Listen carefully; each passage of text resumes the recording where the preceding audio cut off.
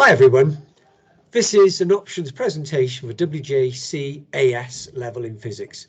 My name is Mr. Stevens and I'm the head of physics and the head of faculty at Radyr Comprehensive School. So you're thinking about doing physics.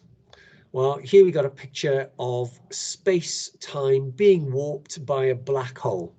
But don't worry, we're not going to get stuck into some really heavy physics just yet.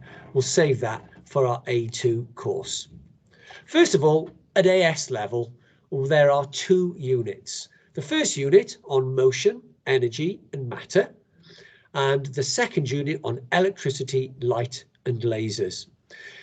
During the teaching of these topics, we have a look at various practical skills, and these are done through a set of practical tasks throughout the course.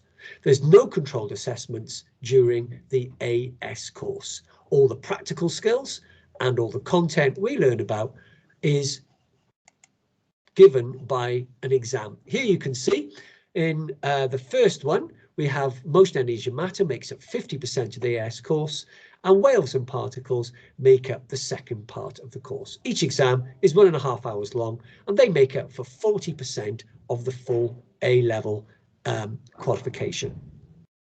In the A2 course, we study physics of vibrations, momentum, thermal physics, electric and gravitational field, orbits of the universe, magnetic fields, radioactivity, nuclear energy, and prepare you for a practical exam.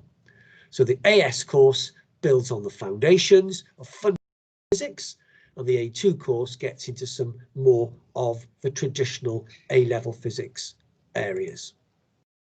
The weightings for the A2 exams are the 60% left over, with 50% of it being made up of 2 examinations and 10% with a practical examination where you're assessed on your practical skills and data analysis options.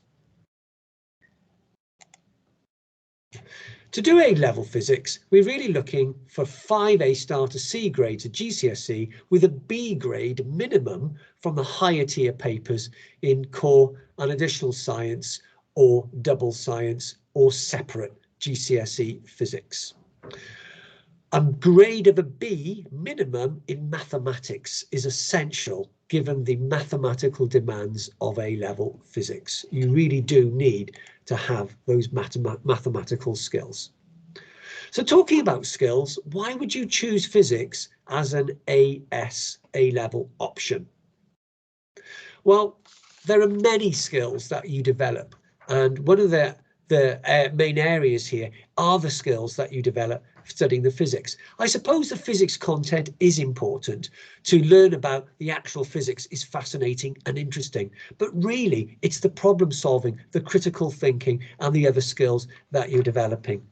The Institute of Physics suggests that teamwork, technical ability, problem solving, time management, personal organisation, numeracy, communication, attention to details, administration, analytical skills, personal discipline, IT skills, and the ability to understand technical plans are just some of the skills that you develop in a learner.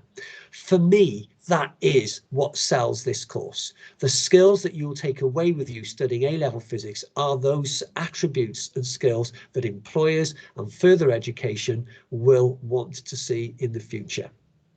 If you're thinking about university, you're thinking about apprenticeships, or you're thinking about going into the job market, an A-level in physics is going to set you up with that depth and breadth of skills and knowledge for these technical areas. There are many options for that you could look at in terms of careers. It really does open doors to all sorts of jobs and courses. Just think of the technology that surrounds us in everyday life that is based on these principles of physics. Whether you're considering working in any of the area related to technology, from music to medicine, from lasers to law, studying physics is an essential first step. We've run a trip to the CERN particle laboratory, the particle accelerator in Geneva. Sadly, during the COVID crisis, we weren't able to go last year, and it's unlikely we'll be able to take year 12 away in the future.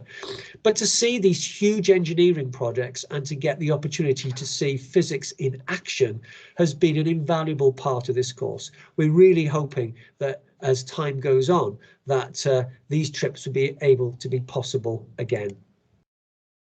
I'll leave you with an infographic here of what some of the areas you can see that physics branches out to.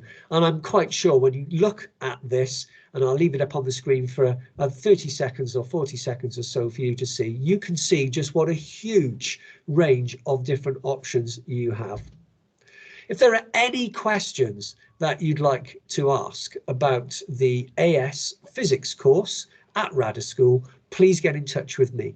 My email address was on the first slide, m.stevens@radyr.net. I look forward to hearing from you and answering any questions you need to know about the AS course at Radyr. Thanks for listening.